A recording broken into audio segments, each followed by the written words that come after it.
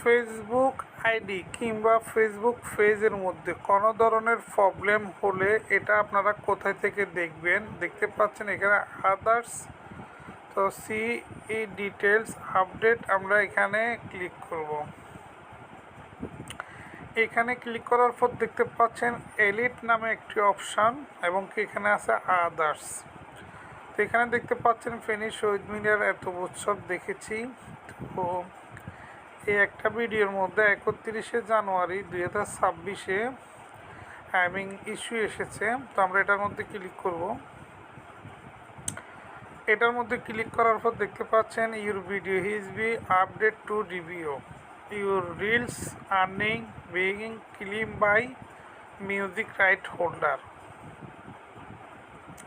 তো এখানে দেখতে পাচ্ছেন যে মিউজিক রাইট হোল্ডার আপনাকে এখানে ক্লেম করেছে। তো আপনাকে কি করতে হবে, কিভাবে আপনি সলভ করবেন, এটা হচ্ছে 6 নভেম্বর 2024-এর ভিডিও।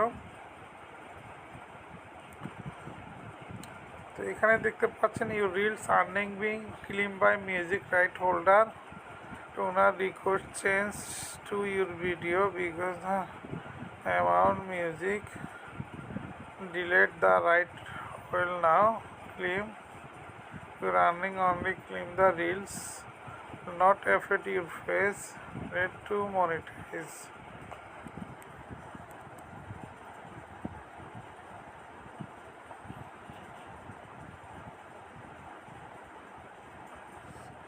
তো এখানে বলা হয়েছে যে এখানে ক্লেমটা শুধু আমার মিউজিকের জন্য করেছে, আমার ফেজের কোনো ধরনের সমস্যা হবে না।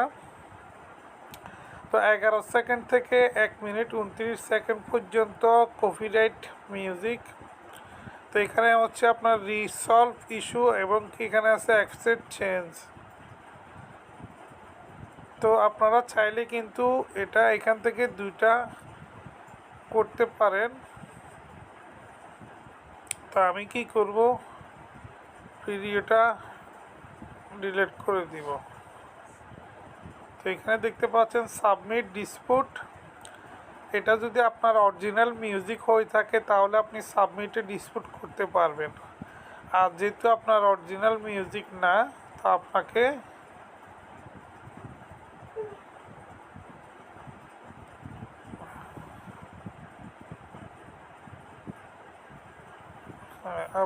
কি করতে হবে, ডিলেটের মধ্যে গিয়ে ডিলেট কন্টিনিউ করতে হবে এবং কি ডিলেট